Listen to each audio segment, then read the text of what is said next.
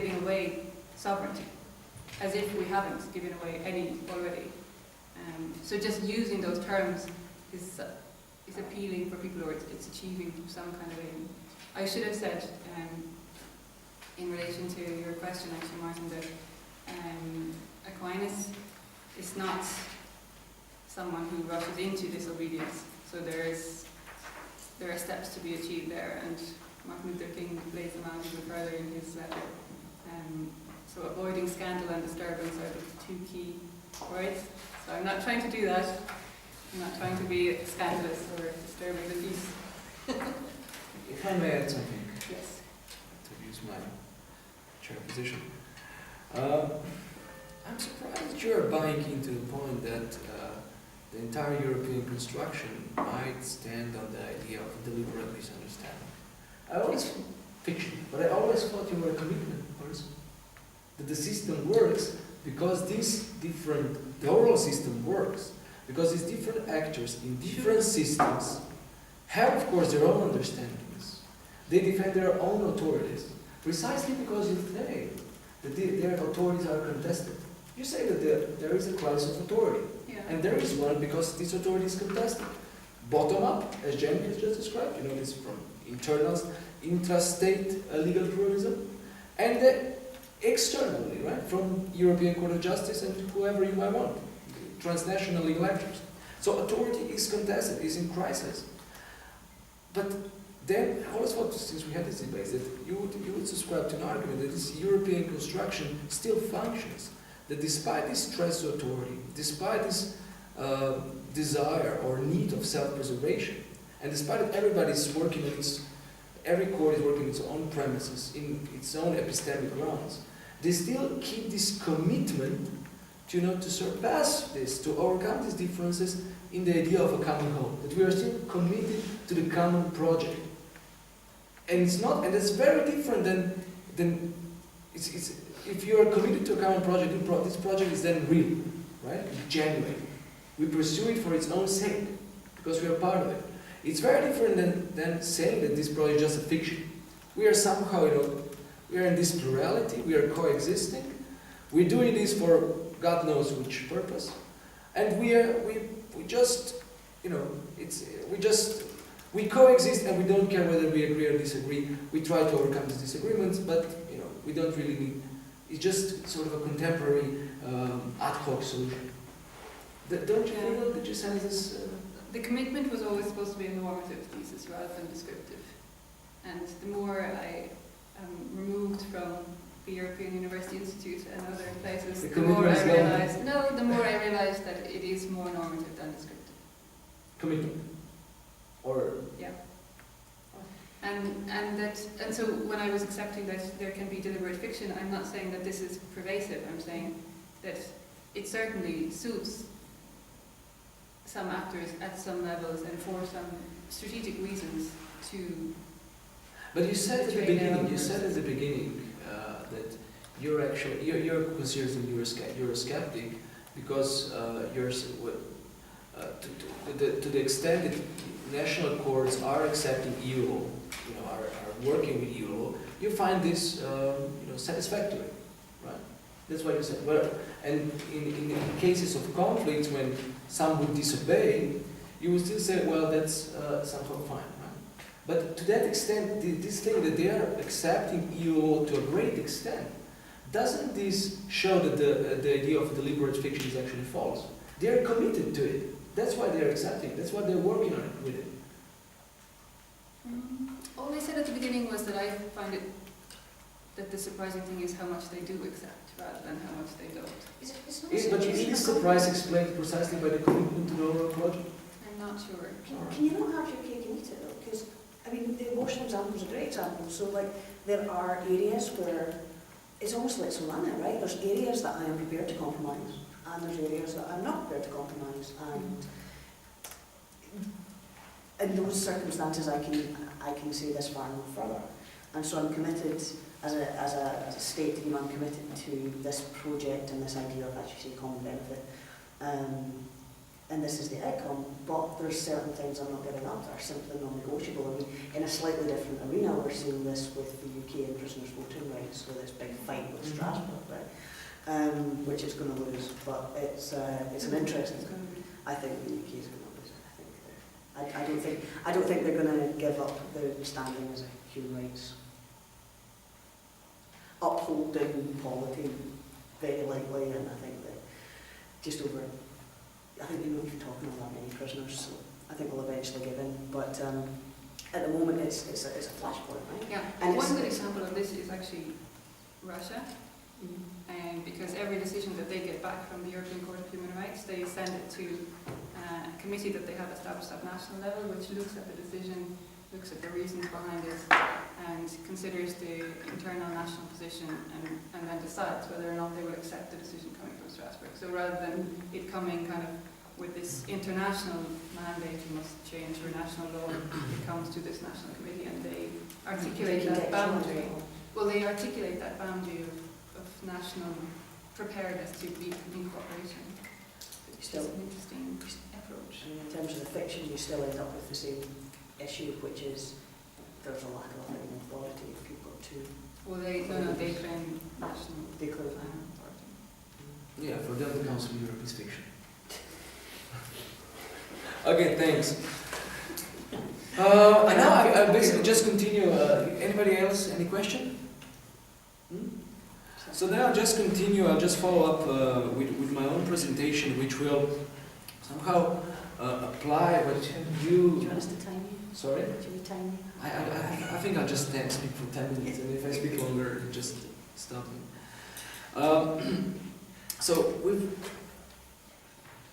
been discussing now the problems of legal pluralism, of the contestation of different authorities, of the crisis of authorities. We've also discussed what to do where there is a conflict, whether to obey or disobey, and who to obey.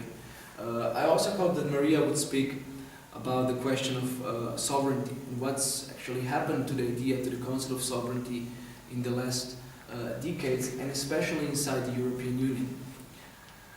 Because all these concepts, all these notions, the idea of legal pluralism, all these somehow get together inside the process of European integration. And they impose on us, when I say they impose on us, I mean, first of all, to start with legal theorists, academics, very difficult questions that we don't know how to solve, we don't know how to get around them. And this is already on the level of legal theorists, academics. But be reminded, European integration is also, or European Union is also a political project. It's a polity. And this polity has to be guided, has to be influenced, has to be, framed within certain vocabulary that will be intelligible to, not just to legal theorists, not just to institutional stakeholders, but also to the guy in the street. And that's almost a fiction. It's a very hard thing to do. And this state of affairs inside the European Union, where we apparently lack sort of an established framework, common vocabulary, through which we could at least describe ourselves as an entity which wouldn't be contested, which would be somehow accepted by the majority. This lack of, as I call it, lack of self-understanding, I conceptualize as a crisis of meaning. A crisis of meaning inside the European Union, which I think has been the most obstinate and the most enduring crisis of the process of European integration. And it's also the most damaging, because it underpins all other crises that are piling up on top of it. Crisis of identity crisis, political crisis, economic crisis, legal crisis, if you like.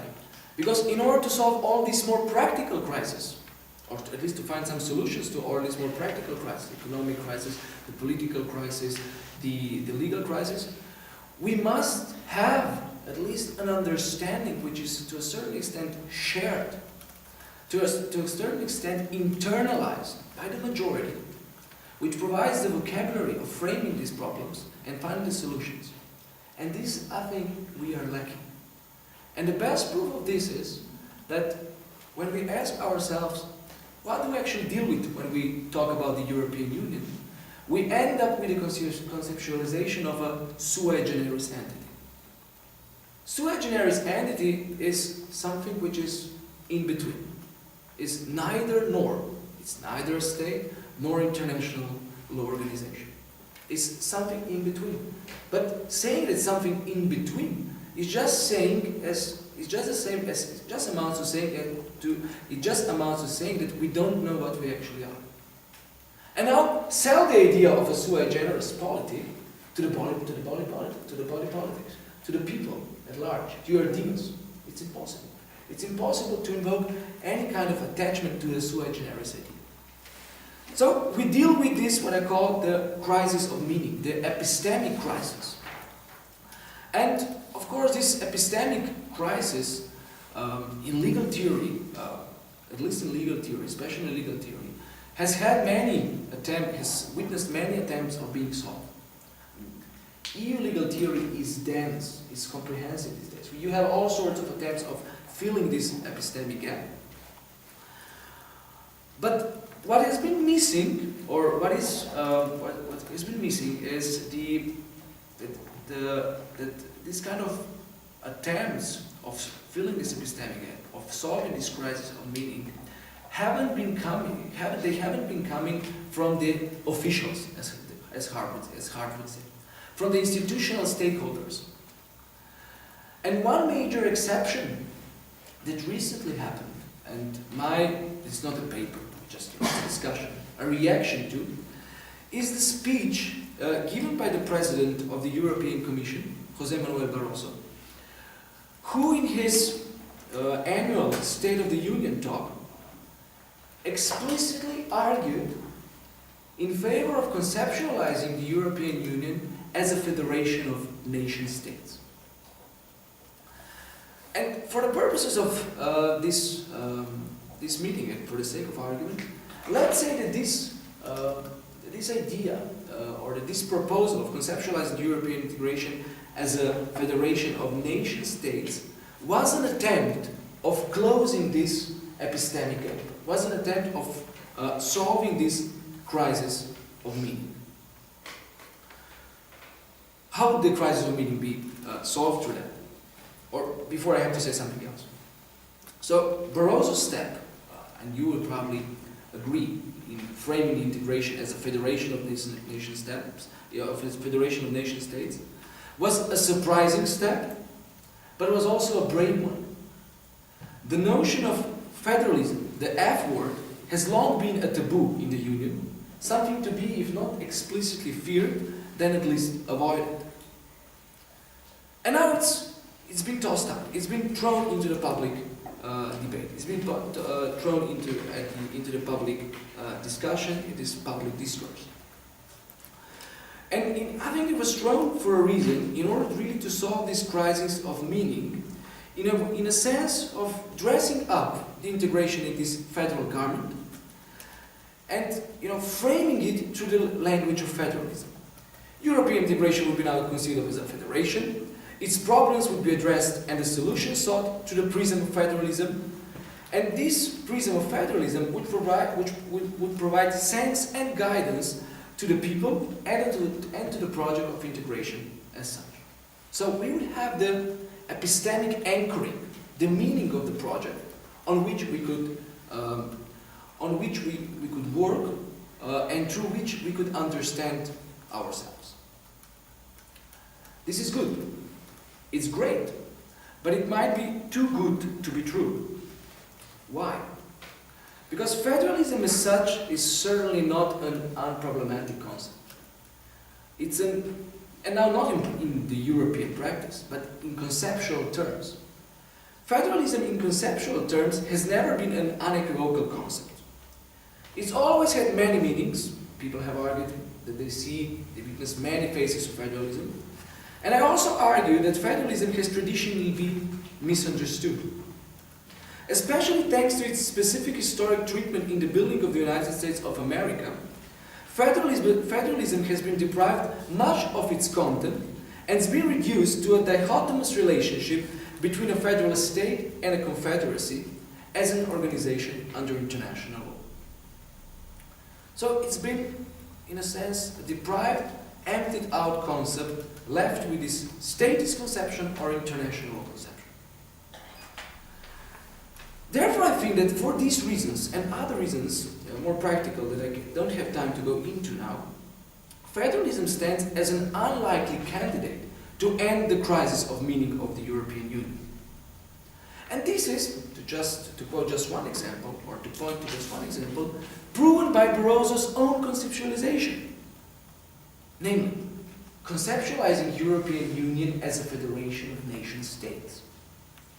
What does that entail? What does that describe in the first place? Federation of nation states. Not all EU member states are nation states. Right?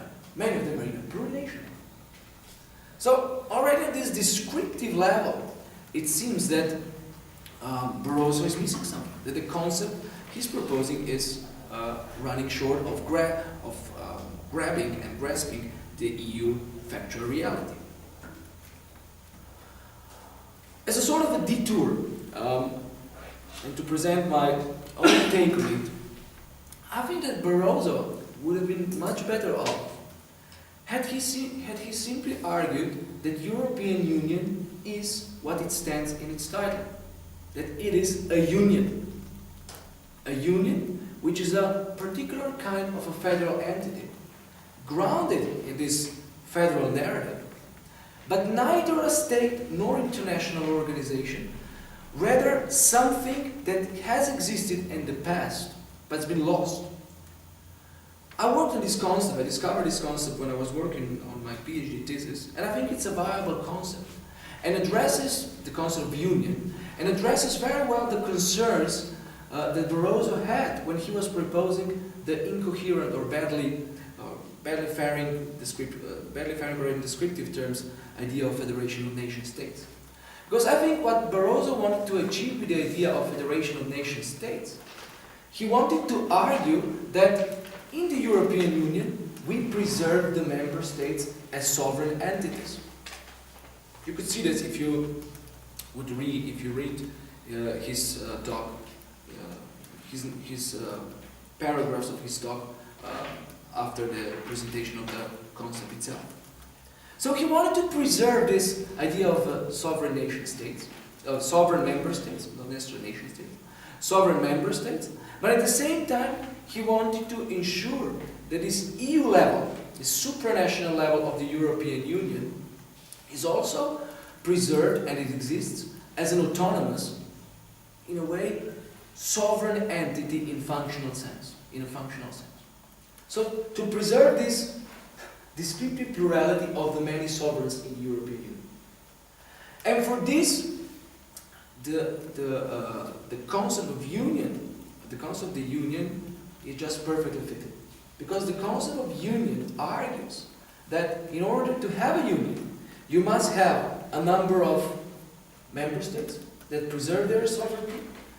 At the same time, you must have a supranational level, union stricto sensu, that's also sovereign, and all this exists together in a common whole to the idea of commitment, to the proper idea of pluralism, of seeing themselves as being part of the project, as I stressed before. However, as said, Barroso didn't fare along this path, didn't take this path, rather he ended up with this incoherent federalist conceptualization of the Union. What are we then left with? Well, obviously, we haven't solved the crisis of meaning in the Union. And obviously, the crisis of meaning in the Union will continue and it will deepen. Why? Because with growing practical challenges, this will inevitably call for an ever deeper registry from which potential solutions would be drawn. And since there will be more and more practical challenges, the more we will need this theoretical anchoring on which we could draw in order to solve these practical problems, the greater will the crisis of meaning be. And I believe that even more, as until now, we'll witness this growing vicious circle of absence of meaning fueled by the practical imperatives to devise one, to find the meaning that could make sense of the project of union, of the European Union as such. I agree that this conclusion might leave us in despair, but not necessarily so. At least I think we have, towards the end, identified the right question. And the right question, and there's no right answer, there's no right question. The right question, I believe, is that we have to ask ourselves where to cut this vicious circle apart, and then by what kind of narrative, by what kind of framework, theoretical, widely accepted framework, this epistemic gap, this yawning epistemic gap that flies out of the crisis of meaning will be filled with. Thank you very much.